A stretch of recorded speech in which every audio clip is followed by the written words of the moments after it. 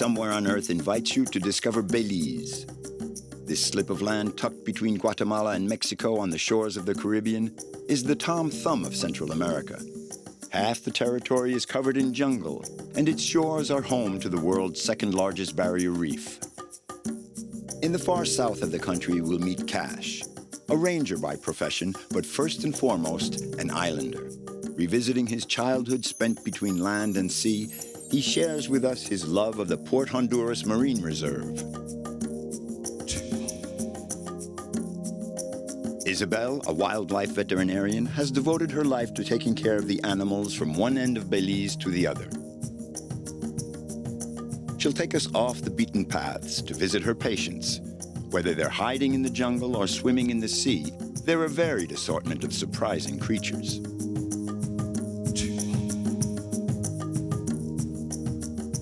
Melito's passion for a river has taken the shape of a voyage. Every month he travels up the Cebun River to make sure that it's not in any danger. This final link in a natural corridor from north to south is his pride and joy, the focus of his life. This river has given me more life than I think that I have, because I've been through many things, you know, and I could be dead by now. Well, I call myself dead man, but you know what? The river said, no, I'm not ready for you yet. Go on, you got a mission to, you know, to accomplish, so I'll give you another chance. So man, from then, I love the river even more. For a long time, Belize has been shrouded in mystery. Avoided by the conquistadors, it was not until the 17th century that pirates crossed the reefs and landed on these forbidding shores. A vast expanse of solitude, stubbornly resistant to human presence. Isolation is an intrinsic part of the country's identity. There are countless sanctuaries, reserves, and protected areas.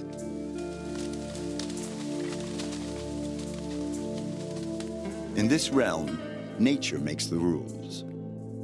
We're just a few kilometers offshore in the Port Honduras Marine Reserve. Declared a protected area in 2000, it offers a myriad of islets covered in mangroves.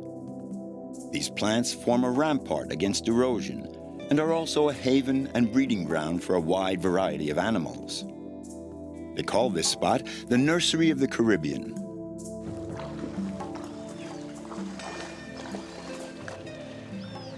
Cash knows this maze like the back of his hand. He's been roaming through here as long as he can remember. I had a very special childhood. It's something I'll never forget. I grew up on an island. I used to walk on the mangrove. I grew up having fun, just watching birds, walking on the mangrove. That was a good feeling. I used to watch the different species living in holes in the mud. The crabs and other fish living in the mangrove.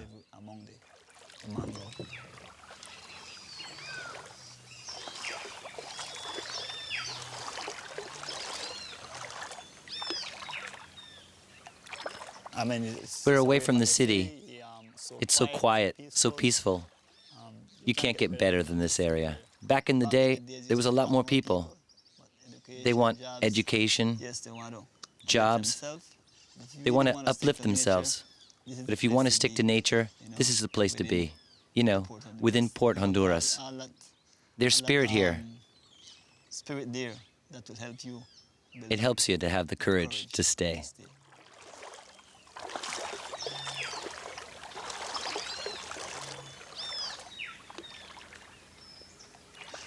Cash is the youngest of 8 siblings. His mother, a fisherwoman, supported the whole family. She has passed on to him her experience and lore of the islands. How does the seal go? Good? Right there, you make you cut that piece of stick, put on the crutch. Put on the crutch on it, no? Yes.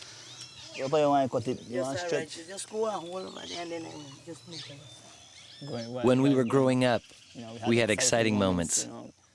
I used to always run away from my mom, and she'd think I was going out fishing or going out somewhere. Then she will be. Yeah, sometimes I got a whipping. It was freedom in some way. I think growing up like that did help us, actually, keeping us away from all the negative things, from bad influences that we have around us. That's the good part of it. In my days, everything was free.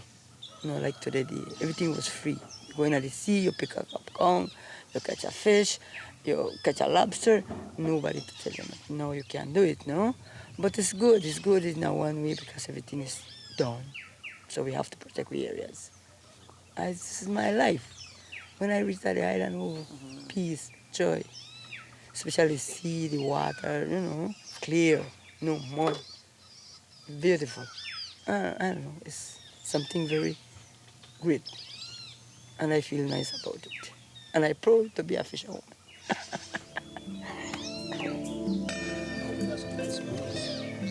So, because right now they can't. Before laws were enacted to preserve these waters, Port Honduras had long been overexploited. In the 1970s, fishing with nets was widespread in the zone. It was urgent to take action in order to save this haven sheltering so many species. With this idea in mind, Cash became a ranger. He lives alone on this spit of land lapped by the waves. To the east, we have Honduras. To the north, we have Mexico. And if you go along the coastline and follow it, you will find Chetumal. It goes right up to the Mexican waters. The barrier reef joins with the Mexican barrier reef. So this is the Gulf of Honduras, all of this that you can see around here.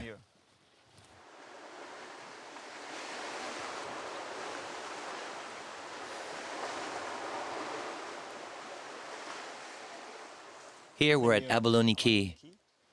This is the ranger station within Port Honduras. Here we're in the tower, and from here we can do tower surveillance to monitor the area. I love the sea, and that's the reason why I'm a part of this right now, being a ranger. What you can do within the reserve, you can fish to eat and to sell, but you're not allowed to use certain methods within the reserve. The reason why I really love the job I'm doing is because I spent all my life here, and I also want to take care of what is ours. If we don't take care of it, we will not have it for the future.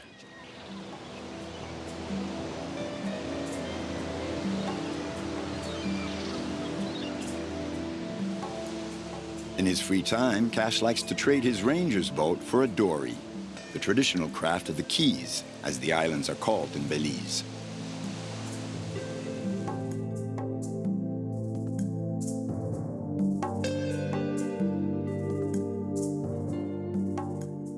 Port Honduras is now protected, but lobster fishing is authorized a few months a year. No need to go very far. You can catch them just a few meters off the beaches. Many men who sought refuge on these islands managed to survive thanks to this abundance.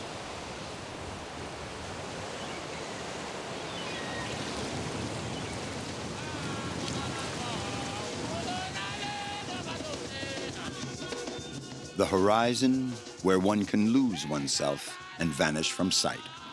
Belize has been a sanctuary for a number of people shipwrecked by history. Pirates, fugitives, but also slaves from Africa. Their descendants still perpetuate their music. This is the Garifuna community. Singing is their way of invoking their ancestors.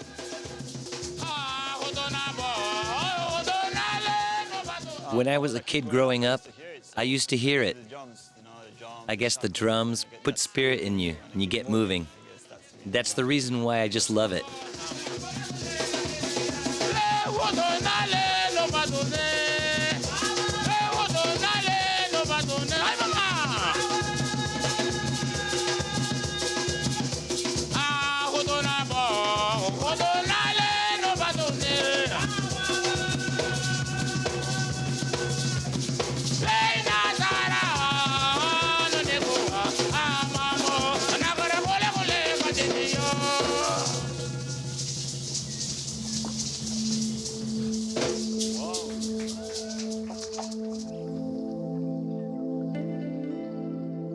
But today's modern world needs landmarks and sentinels.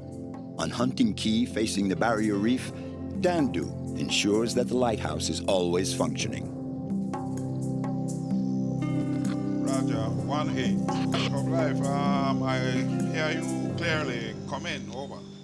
If we do have problem with the lighthouse, it will take about 2 or 3 days before I can get help. All navigations really needs the lighthouse. This is the end of the barrier reef, and boats came in from Guatemala, Honduras, and Belize through this channel that goes out to the Caribbean. So this is the most important lighthouse here in Belize. It's a way of life. I feel more free, you know. I go where I want to. I do what I feel like, you know, go swimming, go diving. Then when I'm here, you know, I feel like I'm somewhere. The barrier reef, wow, it's beautiful, you know. It's more than a treasure, it's a heritage. I mean, I want my great-grandson, my great-great-great-grandson to come and enjoy what I'm enjoying today. Dandu has known Cash since he was a child. Today, he's waiting for him impatiently because he needs his help to keep up the lighthouse. Time is short, for nightfall is approaching, and the wind is getting stronger. Hey, Cash, why? You will bring for me, man? Why? I have a battery here for you. You said you have to change it because you have a problem? Yes, man. Give me a hand here, man. Because I need help on the lighthouse too, man. Yes, man. Thanks, man. Yeah, for helping with this battery, boy. When I was a kid, we used to go to the lighthouse, and we would dare each other to see who was brave enough to climb up there. And the one who'd get up there would say, "Yes, I'm a man and you are just kids." That made us feel good. Sometimes we would drop down and go hiding from the guys that took care of the lighthouse. Because if they saw you, they would yell at you and say, "You can't go up." So we took those chances as kids, you know. It's something that we really enjoyed. So, what happened? This end, you want to carry this end up? Yeah, this end, yeah. Take your time, man. Why? I nearly could see Honduras fire. Serious?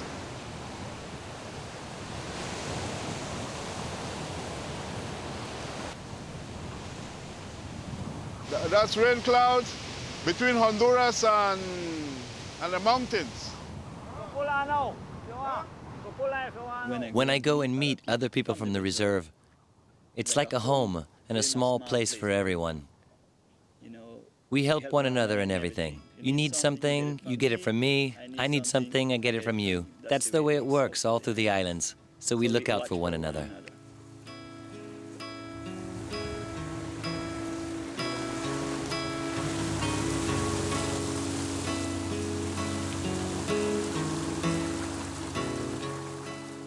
You can't just go anywhere and trade the same way we do. Here, we work together with a community spirit. Here, on the outer limits of this mint-green expanse, isolation brings people together. The elements forge an identity, the soul of the Belize Islanders.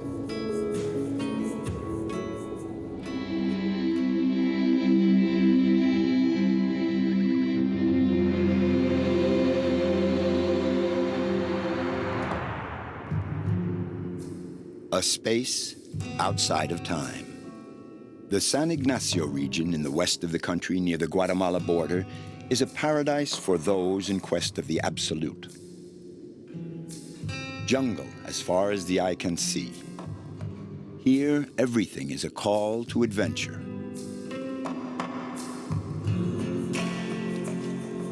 You see your teeth?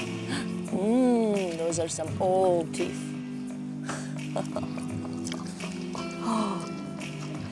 Tapirs are a mixture of horse and rhinoceros.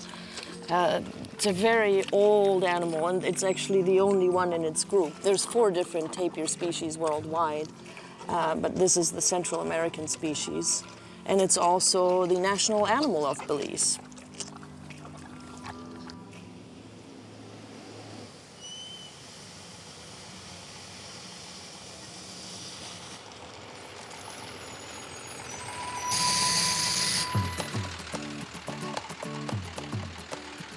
Isabel, a Franco-German veterinarian, landed here 8 years ago with her backpack and her very young child.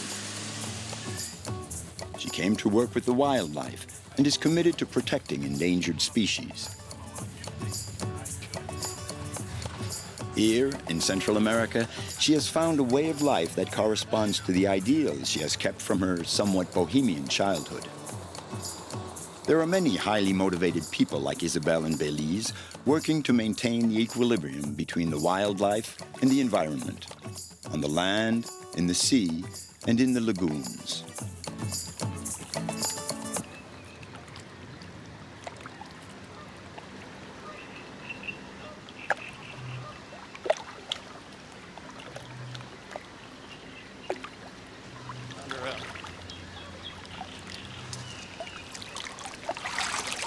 Barely got him. Now we got to do this. Hold on. That's what I would like to know. Chris, Sherry, and Vince take care of American saltwater crocodiles, Hold on, it's not on him. the most common species in Belize. Got him. These reptiles are usually left to live in peace here, but in some regions where human activity is more intense, the cohabitation can be quite problematic. All right, go ahead and go.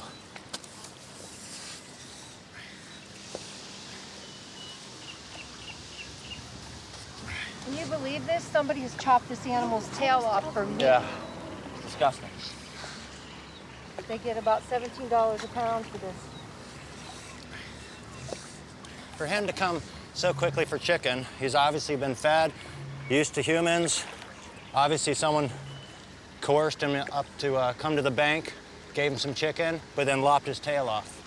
So we're gonna bring him up north and let him go and let him be a crocodile where there aren't any human beings around and no one to feed him or chop at him.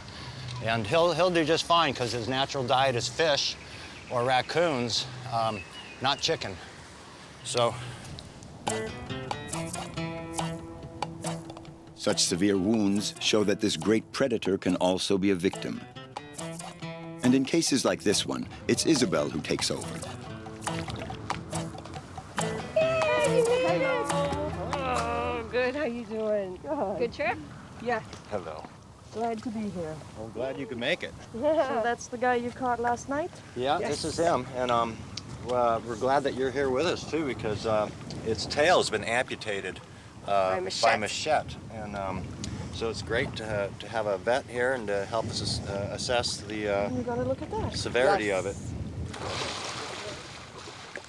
Releasing a crocodile back into the wild is always very moving. The worldwide population of American crocodiles is estimated at 15,000.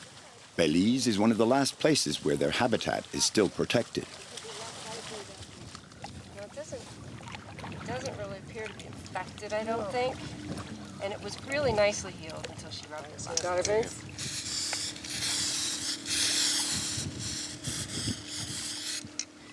Well, this is an exciting moment. We're about to release this girl back into her natural environment without human disturbance, so it's quite exciting.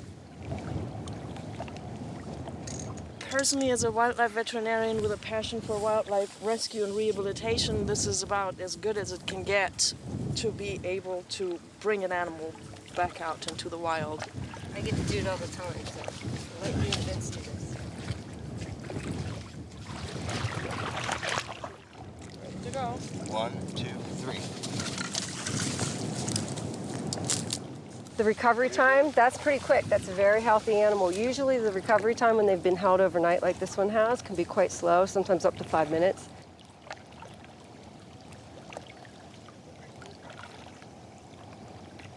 The profession is often very rough and very difficult, but for example, the moment of getting to release an animal that we've been able to heal back into the wild, or an animal that we have bred and rehabilitated to go back out, that is truly the biggest reward and makes me feel like we achieve some sort of harmony.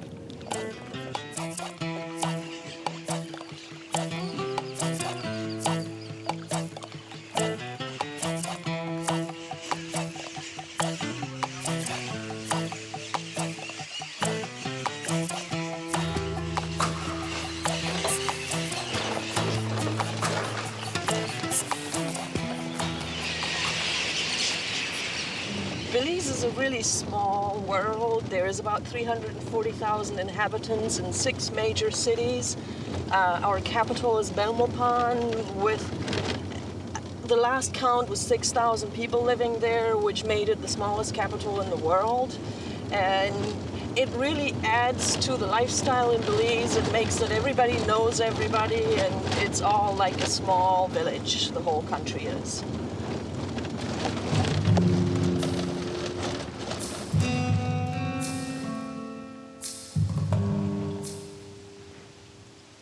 We're about to drive through Barton Creek, which is a Mennonite community. The Mennonites are a religious group that came from the Protestants, and they originated in Europe, and they left Europe about 250 years ago because they're basically pacifists. They did not want to join the military, and they have moved a little bit all over the world.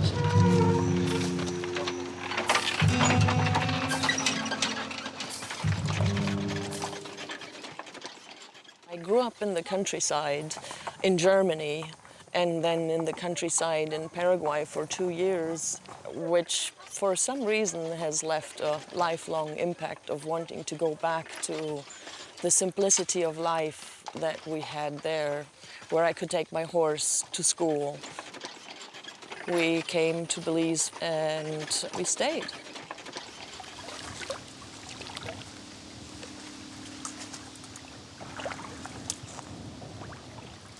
I can really not see myself live in a city, in a concrete jungle, at all. There's very, very few things on this planet that would take me away from here, and it would have to be closely related to conservation. Nature is my church. That's where I go to get new energy and recharge.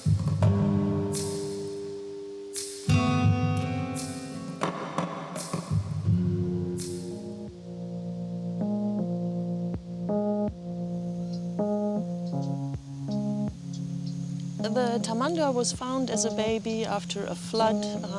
She was orphaned, there was no mother around, and she was flushed down the river. So they raised her from a baby with a goal to release her once she is ready to be released. They are very specialized animals, and they eat ants and termites. And it takes 5 or 6 hours per day for them to get enough time to get enough food. So they're very labor intensive. We're just looking to see what she does, basically, if she looks like a normal tamandua and if she can find her food. And that looks pretty normal. I love the daily challenges. It never gets boring. You have to constantly improvise and figure out how to deal with a new situation compared to a normal veterinarian and normal veterinary practice, where after a couple of months you've seen most of what you're going to see every day, and it gets boring quick. My work does never get boring. And if you ever had to restrain her, we would actually grab her by her front legs, because that's what she would use to defend herself. So what you saw a little earlier where she did this, that was really good to see, because we want her to not like humans. Mission accomplished. And Isabel is already back on the road. Vince and Sherry have called her in again. This time the crew is planning a night rescue.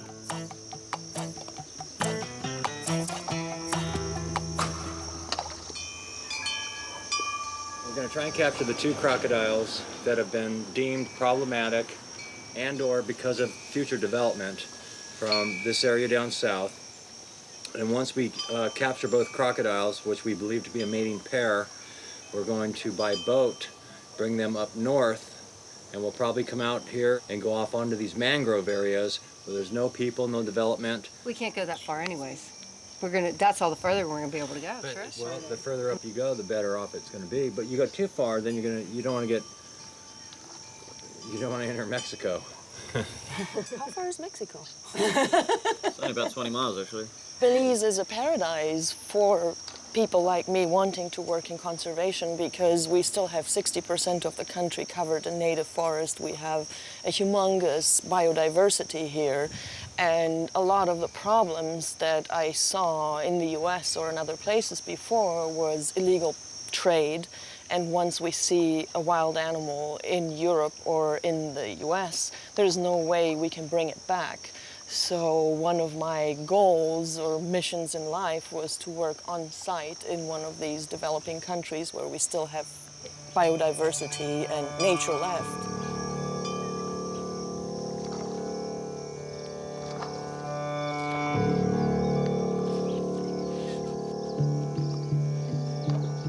All the eye shines you see that are orange and this color, we know that is a crocodile staring at us right now. He can hear us, smell us, see us, sense us.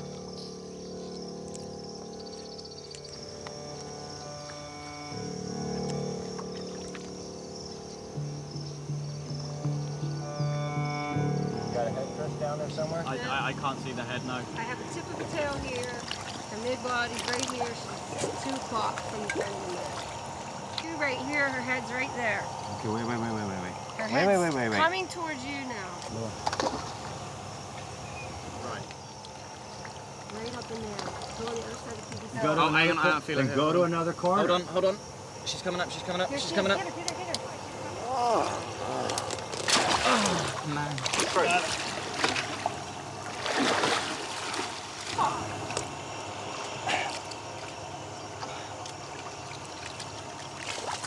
Let go of the rope. Let go of the rope. No. I'm telling these to give you slack. I've got it. Go.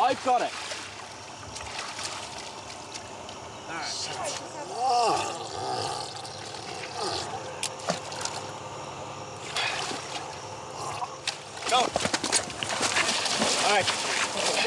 Too late. Got it. Okay, hold on, Hank. You can't taper yet. You gotta let her expel some of that water. That sucked. Good job. This is from a croc fight. Aww. That's a hell of a gash.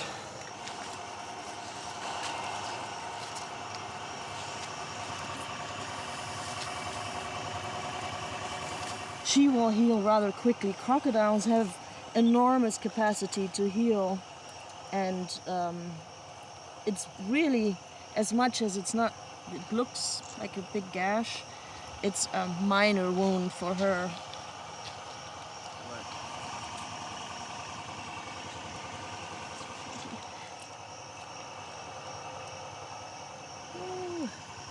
And adrenaline is working on me too.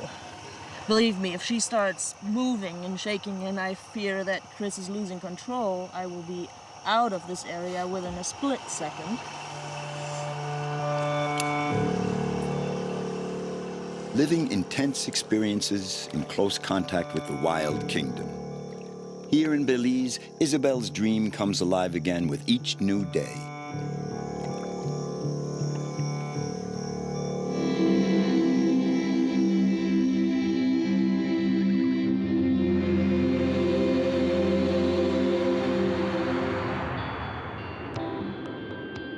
Here in the midst of the Maya Mountains is the birthplace of a river renowned for its purity, the Sibun.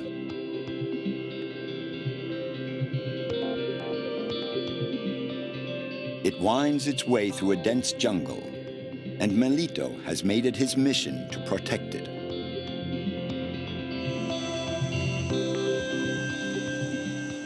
My Sibun is my life, and my navel string When I was born, my navel string went in the Cebun River. So the Cebun River have this thing in me that I must be there. I must swim in it every day. I must drink from it every day. You know, that's just, you know, how special Cebun River is to me.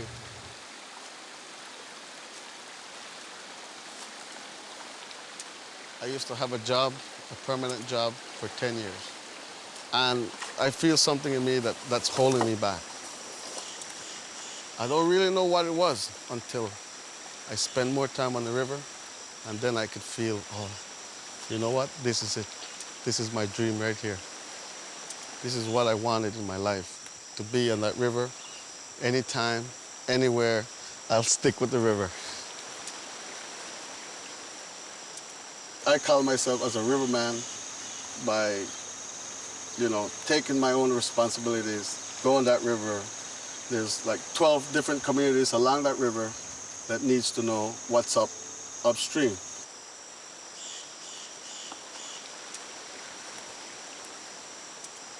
Travel this river once a month, you know, and I go around checking everything. Recently we had some floods, and so I'm gonna go check out the river and see if I can see some good stuff on the river.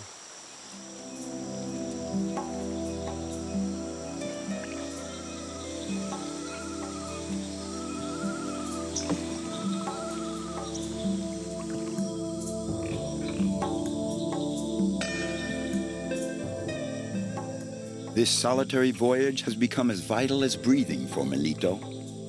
Meandering up the Sibun, he's also making a trip back in time and revisiting his culture.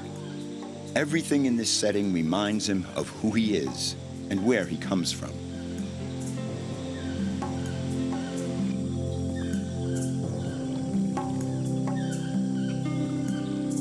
Wow, it's a big saber there, man. We'll go visit that right now and check those big buttresses.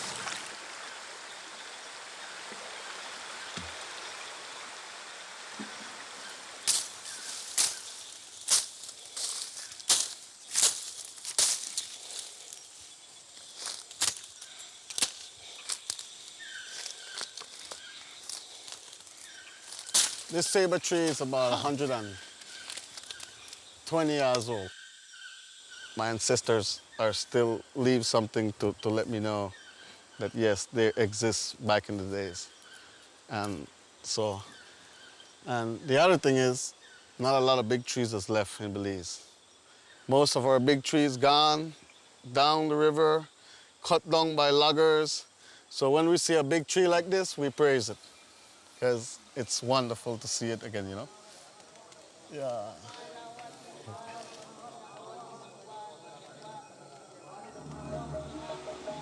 I am mixed with the Mopan Maya, and the Mopan Maya is one of the strongest Mayan in Belize.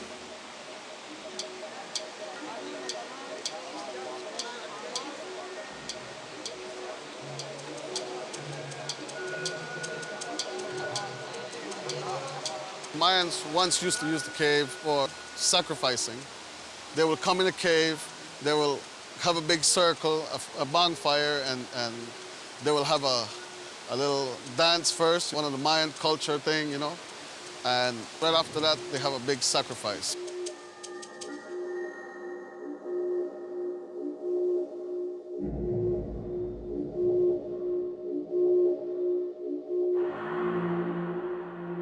Even today, the Mayas show great respect for their dead. They still practice their rituals in caves, but the forms have changed.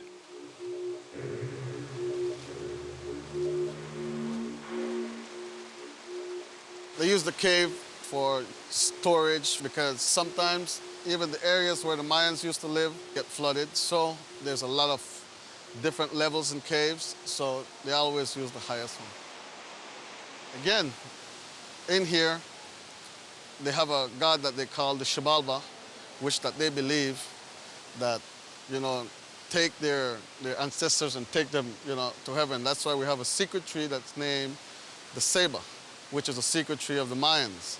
Because what happened is, the roots of that big tree is up out there in the outer world, and The roots pushes down through the cave to the underworld, right? So when they do their sacrificing, they believe that the ancestors go through that root straight to the trunks and through the branches to the heavens.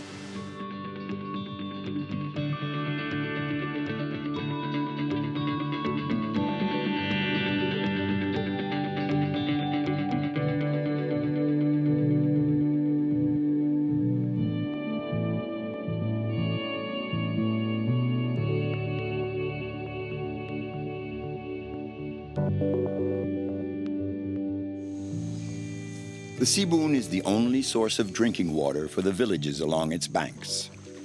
Melito plays the role of messenger for the river dwellers. Good afternoon. Good afternoon. How is today, man? Not too bad.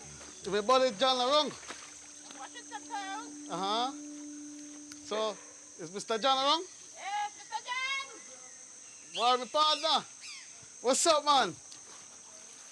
My long time, man. Yeah, man. Why, long time, why? Quite a while. Why, good to see you again, man. Nice to see you too, man. Yes, man. Yeah. So what's up, man? Well, not much. Any report or any news that I need to know about the river?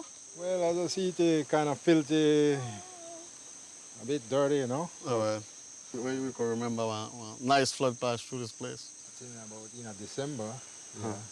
The last flood comes and reach way up on top of the bank. Almost get into my mom's house. About 8 inches to enter the house. On top of the hill? Yeah. Oh my goodness. Yeah. So that's why you guys build your house off of the thing, no? Right. Yeah. That's a huge flood. That's a big one, man. In this region, the rains and hurricanes are continually reshaping the landscape.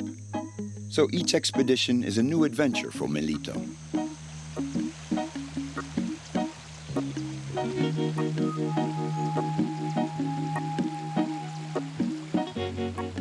Ed Bowles is a hydrographer specialized in river systems. He's been monitoring the ecosystem of Belize's rivers for the past 30 years. For him, the Sibun occupies a choice place among the rivers on account of its exceptional purity. He likes to keep a finger on the pulse of the river and capture its every mood. I first came to Belize in 1980, before Belize was Belize. And over the years, I fell in love with Belize as I returned. And then by 1988, I found a way to move here.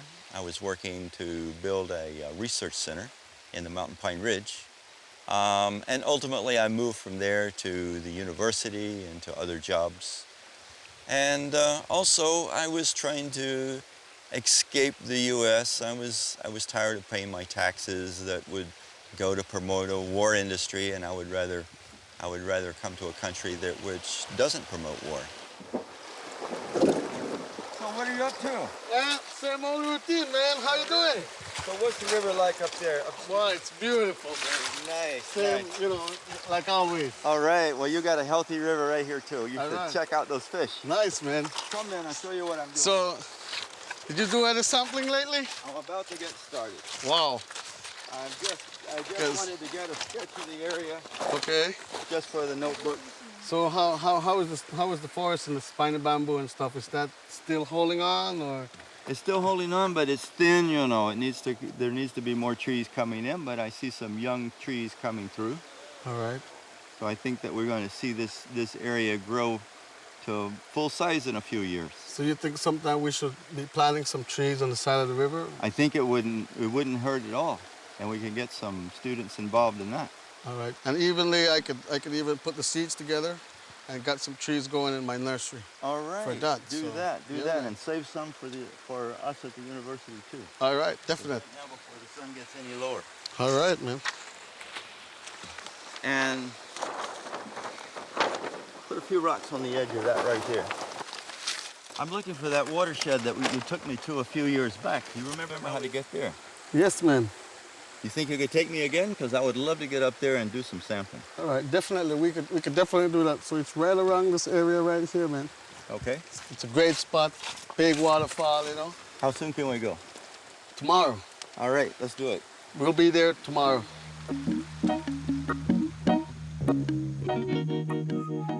Traveling together is a deep moment of rapport for these two men who share a fascination for the same river.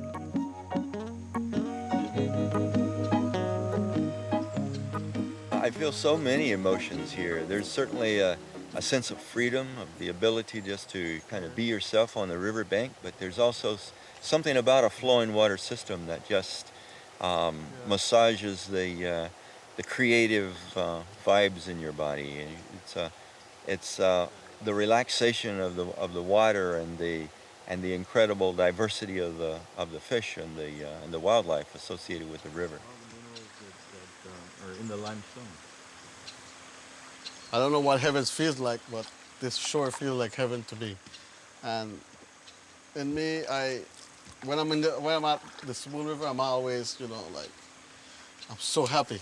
I don't even want to go back to my house. I just want to remain here and spend as much time at the river as I could. And man, this river is just, I can't stay away from it. It's too special.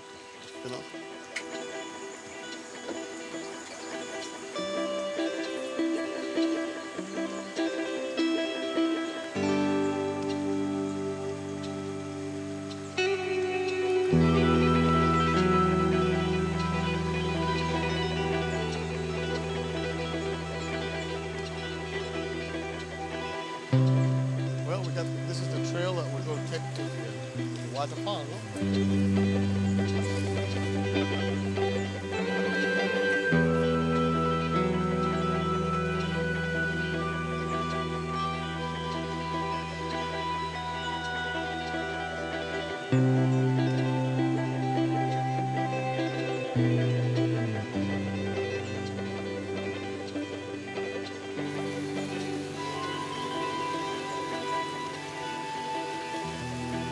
Nice moving stream, man. Yes, man.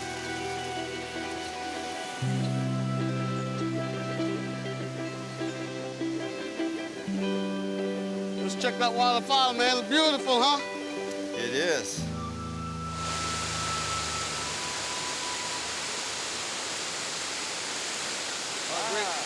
Isn't that great, man? It's more beautiful than I remember. Look how beautiful. I like to see those mist coming out of there. Oh, yes, man. There's many places like this magnificent waterfall that are undiscovered by most people.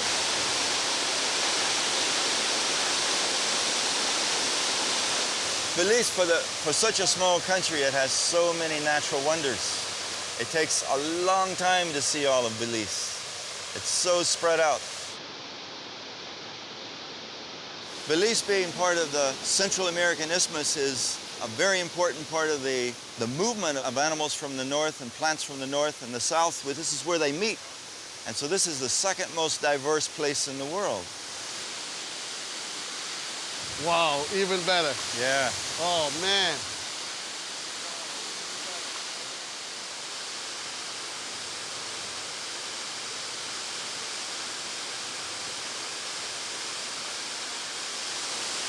All right, Melito.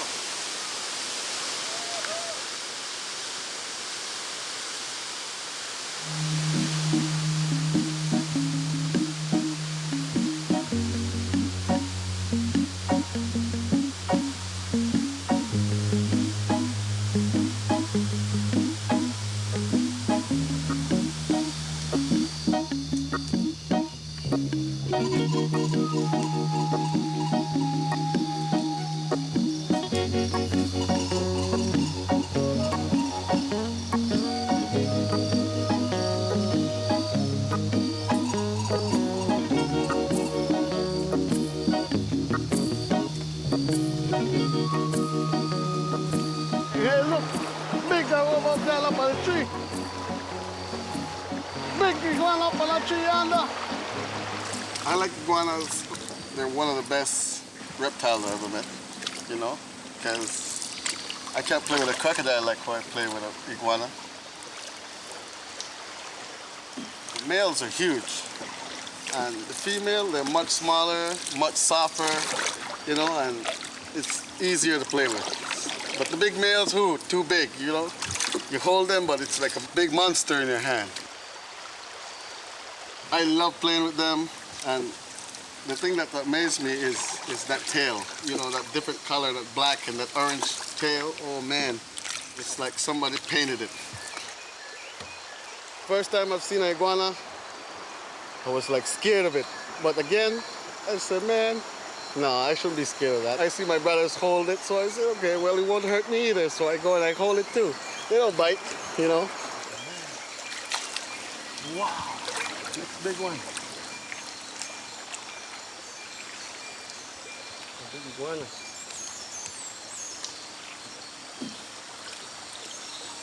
Wow.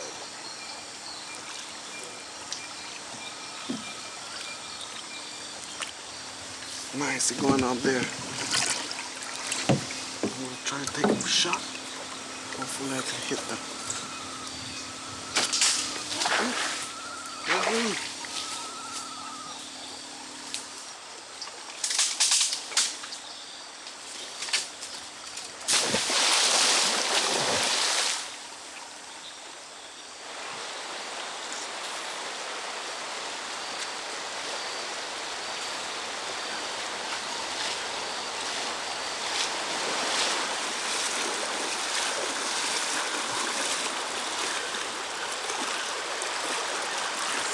Yeah.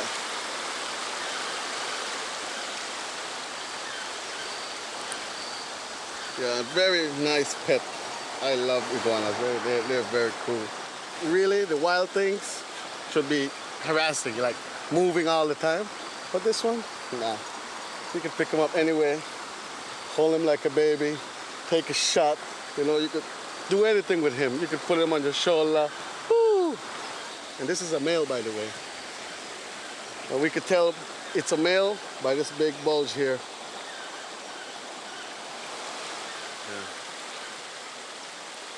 Yeah. Like it? Nice, huh?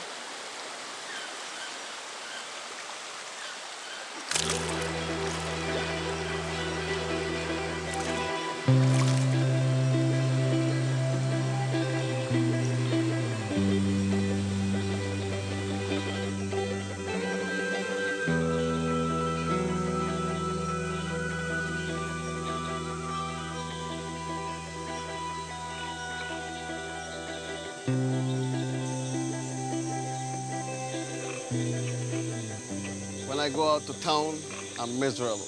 I see too much people, I'm miserable. I see my river and I see birds, I see everything, I'm happy. And in a way, in my life, that's what I dreamed of, to be a river keeper, to get on this river and have a good time and have a life. And the life that I'm looking for, I have right now. So I am glad and thankful for it. Yeah.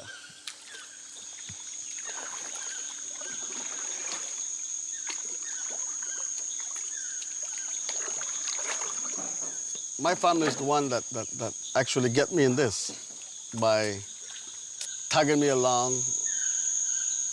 I have 5 big brothers. And my 5 big brothers, they're fishermen. They love the Cebun River. My dad is a farmer from the Cebun River. They show me how to fish. They show me how to catch an iguana. They show me how to catch an armadillo. And some of them show me even how to catch snakes. So it links up and it drops right to me. I'm the last one of the family. Now I guess I have to do my part.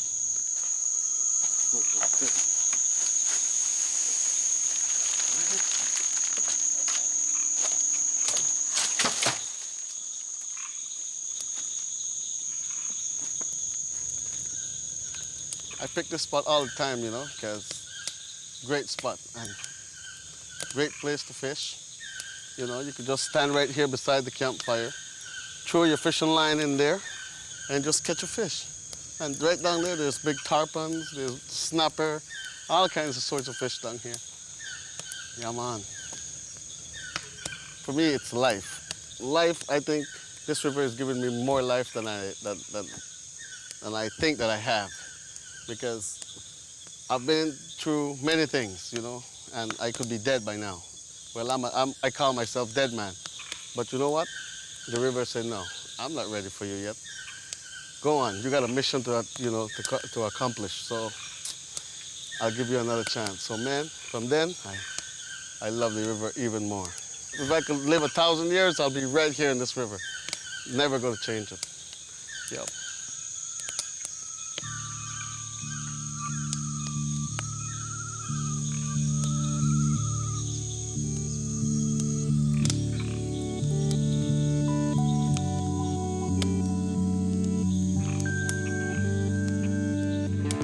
This is the story of Melito and of an entire country, Belize, where the murmuring of the rivers is a message of peace to man.